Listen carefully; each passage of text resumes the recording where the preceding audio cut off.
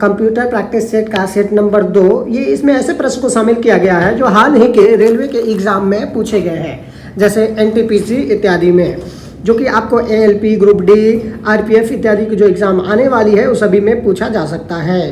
पहला प्रश्न को देखते हैं कि कंप्यूटर में किसी फोल्डर या फाइल को रीनेम करने के लिए किस शॉर्टकट कुंजी का प्रयोग किया जाता है। Options are F2, Ctrl+R, Shift+6 और Alt+N।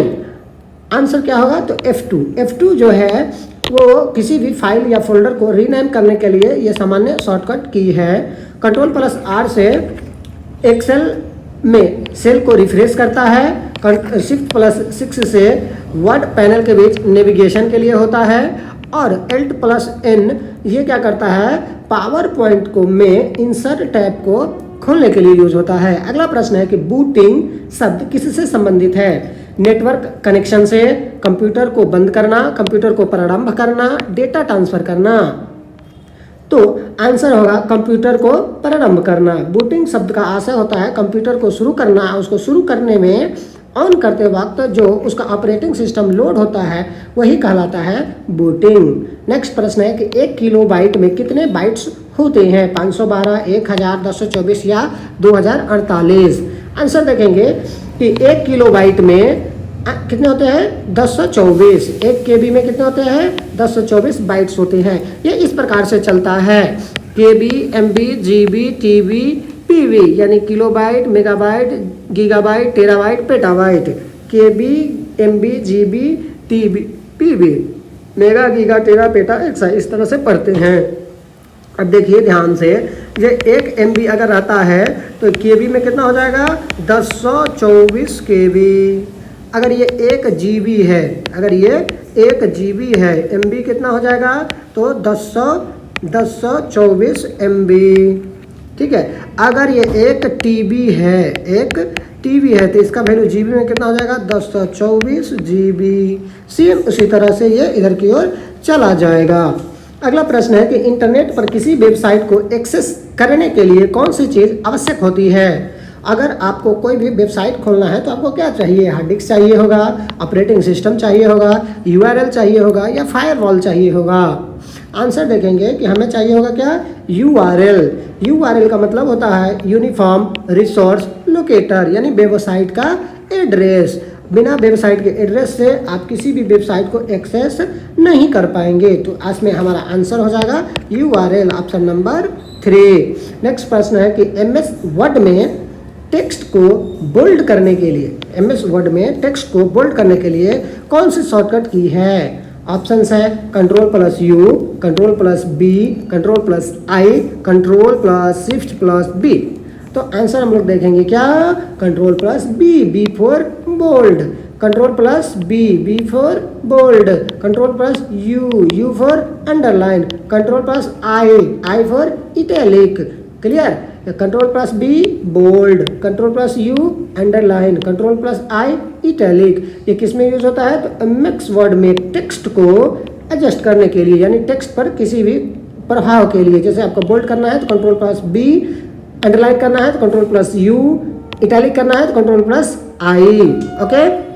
और ये तो कुछ वैलिड नहीं है, इसी प्रकार से है। तो इसका आंसर क्या हो गया? MS वर्ड में टेक्स्ट को बोल्ड करने के लिए कौन सा शॉर्टकट की होगा? तो Ctrl+B।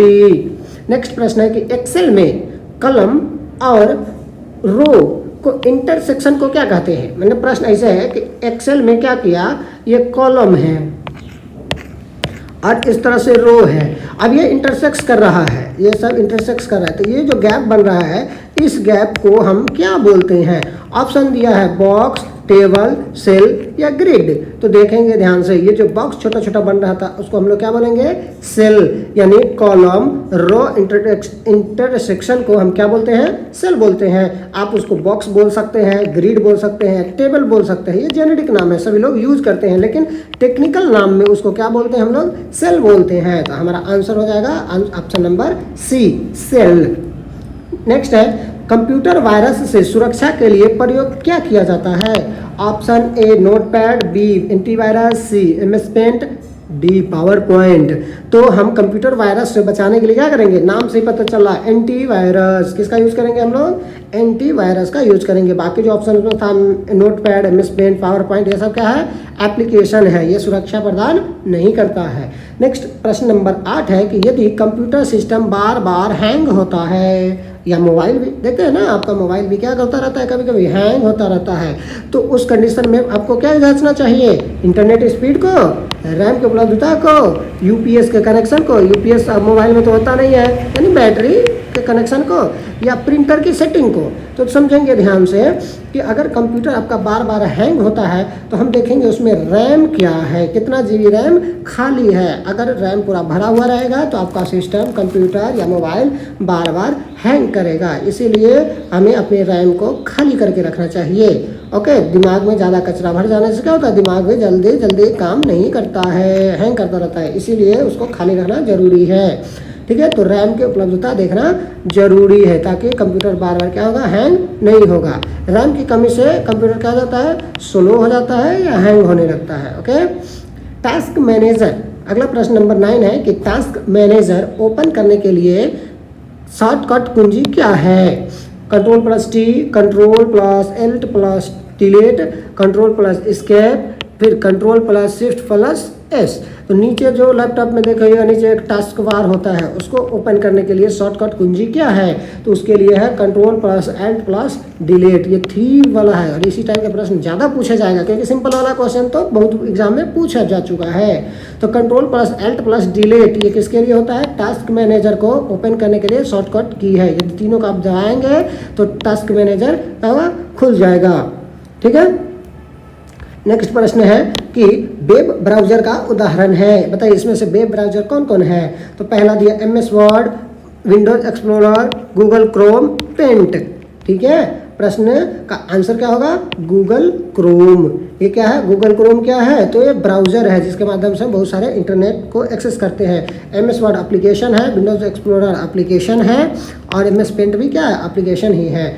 और भी ब्राउज़र के उदाहरण है जैसे क्रोम है, फायरफॉक्स है, एज है। ठीक है, ये सब क्या है, क्रोम, फायरफॉक्स और एज, ये भी ब्राउज़र के उदाहरण हैं। अगला है प्रश्न कि सर्च इंजन में इसमें से कौन सा सर्च इंजन है, जीमेल, फेसबुक, याहू या एक्सेल। तो देखिए जीमेल तो क्या है, ईमेल भेजने का एक एप्लीकेशन है, फेसबुक क्या है, सोशल मीडिया एप्लीकेशन है, एक्सेल क्या है, एक वर्क करने के लिए एप्लीकेशन है। तो याहू क्या हो जाएगा आपका, सर्च इंजन। याहू क्या हो जाएगा आपका, सर्च इंजन। याहू के तरह ही है गूगल और माइक्रोसॉफ्ट के लिए विंग, ये सब क्या है, सर्च इंजन। आंसर नंबर क्या हो जाएगा, 3, सर्च इंजन है याहू, गूगल, विंग। ठीक है, नेक्स्ट है ईमेल भेजने के लिए आपके पास क्या प्रमुख चीज़ होनी चाहिए। कीबोर्ड होना चाहिए, ईमेल आईडी होना चाहिए, मॉनिटर होना चाहिए, प्रिंटर होना चाहिए। ये सब ध्यान से समझिए, प्रिंटर रख लीजिए, मॉनिटर रख लीजिए, कीबोर्ड रख लीजिए, लेकिन ईमेल आईडी ही नहीं रहेगा तो किसको भेजेंगे। इसीलिए हमें क्या होना चाहिए, ईमेल आईडी का होना जरूरी है। किसके लिए, ईमेल को भेजने के लिए। नेक्स्ट प्रश्न है कि Ctrl+X, एक्स का काम क्या होता है, काटना। ठीक है, तो यहाँ हो जाएगा Ctrl+X का कार्य किस काम के लिए करता है, तो कट करने के लिए। ठीक है, Ctrl+X का कार्य है क्या, ऑप्शन क्या दिया है, कॉपी करना, कट करना, पेस्ट करना, डिलीट करना। तो ये हो जाएगा Ctrl+X का काम होता है कट करना।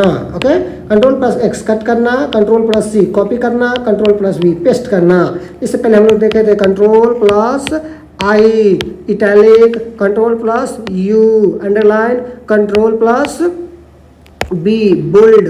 ठीक है, नेक्स्ट देखेंगे क्लाउड स्टोरेज का मुख्य लाभ क्या होता है। ऑफलाइन बैकअप करना, बिना इंटरनेट के एक्सेस करना, कहीं से भी डेटा एक्सेस करना, केवल गेमिंग करना। अभी हम लोग देखते हैं ना मोबाइल में फोटोज़ करके एक ऐप्स आ गया हुआ है, वन ड्राइव करके एक ऐप है जहाँ पे आप क्या कीजिए, कोई भी डाटा आप उसमें फ़ोटो वगैरह डाल दीजिए, आपका मोबाइल चोरी हो जाएगा। आप क्या करिए, दूसरा मोबाइल लीजिए और उसमें ये सेम ईमेल आईडी डालिए, उसमें आपका फ़ोटो सब आ जाएगा। उसी को बोलते हैं क्लाउड स्टोरेज। तो इसका फ़ायदा क्या होता है, तो इसका मेन उद्देश्य होता है कहीं से भी डेटा को एक्सेस कर लेना। क्लाउड स्टोरेज का मुख्य लाभ क्या है, रिमोट एक्सेस। ओके, चलिए नेक्स्ट है आपका कंप्यूटर नेटवर्क में आईपी का पूरा नाम क्या होता है? ऑप्शंस है internet permission, internal protocol, internet protocol, internal port. तो ध्यान से देखिए, कंप्यूटर में है ना, आप एलिमिनेशन कर सकते हैं। इंटरनेट ज़्यादा है, इंटरनल भी ज़्यादा है, ठीक है। प्रोटोकॉल ज़्यादा है तो प्रोटोकॉल वाला होगा, लेकिन इस तरह से एग्जाम में नहीं बनाया जाता है, ठीक है, वो अक्सर गलत होगा, ठीक है। इसलिए अब हम लोग देखेंगे आंसर, ये क्या हो जाएगा? Internet protocol. Internet protocol, IP का फुल फॉर्म क्या होता है? Internet protocol. याद रखिए, ये सभी डिवाइस का अलग अलग होता है। मोबाइल का भी आईपी एड्रेस होता है, लैपटॉप का भी आईपी एड्रेस होता है। इसी के माध्यम से पता लगा लिया जाता है कि कहीं पे फ्रॉड हुआ है तो कौन किया है, ठीक है। वो क्या होता है? आईपी, यानी इंटरनेट प्रोटोकॉल, आईपी एड्रेस, जिसे डिवाइस की क्या होती है? पहचान की जाती है। तो नेटवर्क में आईपी का पूरा नाम क्या हो जाएगा? Internet protocol. नेक्स्ट प्रश्न है कि 16 नंबर, कंप्यूटर सिस्टम का परफॉर्मेंस किस पर मुख्यतः निर्भर करता है? कीबोर्ड पर कंप्यूटर चलेगा, या रैम और प्रोसेसर पे कंप्यूटर चलेगा, या स्क्रीन साइज पे चलेगा, या बैकअप सिस्टम पे चलेगा? तो ध्यान से समझेंगे, कंप्यूटर सिस्टम का जो परफॉर्मेंस होता है वो किस पर चलता है? रैम और प्रोसेसर पर, रैम और प्रोसेसर पे, रैम और सीपीयू पे, ठीक है। रैम क्या करता है? स्पीड को मैनेज करता है, और सीपीयू उसके एफिशिएंसी को, ओके। बाकी ये सब अदर काम से संबंधित है। निम्नलिखित में कौन सी प्रोग्रामिंग भाषा है? MS वर्ड, MS एक्सेल, जावा या पेंट? देखेंगे ध्यान से कि MS वर्ड एप्लीकेशन है, एक्सेल भी क्या है? एप्लीकेशन है, स्प्रेडशीट है, पेंट भी क्या है? एप्लीकेशन है। लेकिन जावा क्या है? एक प्रोग्रामिंग लैंग्वेज है। जावा क्या है? एक प्रोग्रामिंग ऑब्जेक्ट ओरिएंटेड प्रोग्रामिंग भाषा है। लेकिन वर्ड, एक्सेल और पेंट क्या है? एप्लीकेशन सॉफ्टवेयर है। तो क्वेश्चन रहेगा कि निम्नलिखित में से कौन सी प्रोग्रामिंग भाषा है? तो क्या हो जाएगा? जावा, C++, पाइथन, ये सब क्या हो गया? प्रोग्रामिंग लैंग्वेज होता है, ठीक है। 18 नंबर प्रश्न है कि बाइनरी नंबर सिस्टम में कितने अंक होते हैं? ऑप्शंस गलत है। ऑप्शन ए होगा 2, ऑप्शन बी होगा 4, ऑप्शन सी होगा 8, ऑप्शन डी होगा 10। अब बताइए, बाइनरी नंबर सिस्टम में कौन कौन आता है? या तो 0 आता है, नहीं तो 1 आता है, या तो 0 आता है, नहीं तो 1 आता है। तो अगर पूछेगा कि बाइनरी नंबर सिस्टम में कितने अंक होते हैं, तो 2 अंक होते हैं, ऑप्शन नंबर ए। अब पूछेगा कि बताइए ऑक्टल में कितने होते हैं? 8। डेसिमल में कितने होते हैं? 10। इस तरह से प्रश्न पूछे जाते हैं। 19 नंबर प्रश्न है कि कंप्यूटर की सबसे छोटी डेटा यूनिट क्या होती है? तो सबसे छोटी डेटा यूनिट होती है बिट, ऑप्शन नंबर 3। क्या हो जाएगा? बिट। बिट का मतलब क्या हो गया? बाइनरी डिजिट, 0 या 1। बाइट हो गया जिसमें 8 बीट होते हैं। अगर पूछा जाए कि एक बाइट में कितने बीट, तो 8 बीट। एक निबल में कितने बीट? 4 बीट। और केबी में कितना होगा? तो 1024 बाइट। अगर पूछ दे कि बताइए एक केबी में कितने बिट्स होते हैं, तो 1024। एक केबी में कितने बिट्स होते हैं? तो 1024 × 8 कर देंगे, ओके। जो आएगा वो आपका इतना बिट आंसर हो जाएगा, ओके, क्लियर। तो यहाँ पे कंप्यूटर की सबसे छोटी डेटा यूनिट क्या हो जाएगी? बिट, ऑप्शन नंबर 3, ठीक है। ऑप्शन नंबर क्या हो जाएगा? 3। ऑपरेटिंग सिस्टम का एक कार्य है, ऑपरेटिंग सिस्टम का कार्य है वर्ड को प्रोसेसिंग करना, डेटा प्रिंट करना, वेबसाइट बनाना, यूजर हार्डवेयर इंटरफेस प्रदान करना। तो देखेंगे ऑपरेटिंग सिस्टम का काम क्या होता है? यूजर और हार्डवेयर के बीच इंटरफेस को प्रदान करना, है ना। ओएस यूजर और ओएस मतलब क्या? ऑपरेटिंग सिस्टम यूजर और हार्डवेयर के बीच संपर्क स्थापित करने का काम किसका होता है? ऑपरेटिंग सिस्टम का होता है, ठीक है। जैसे वर्ड प्रोसेसिंग, पेंटिंग, वेबसाइट बनाना एप्लीकेशन सॉफ्टवेयर के काम हैं, ठीक है। आज के लिए इतना ही प्रश्न। अगर आपको वीडियो अच्छा लगा हो तो मेरे चैनल को सब्सक्राइब करें, वीडियो को लाइक करें, अपने दोस्तों के साथ शेयर करें, ताकि मैं और इस तरह की अच्छी वीडियो लाता रहूं, या इस वीडियो में जो कमी है उसको सुधार करके लाने का प्रयास करें।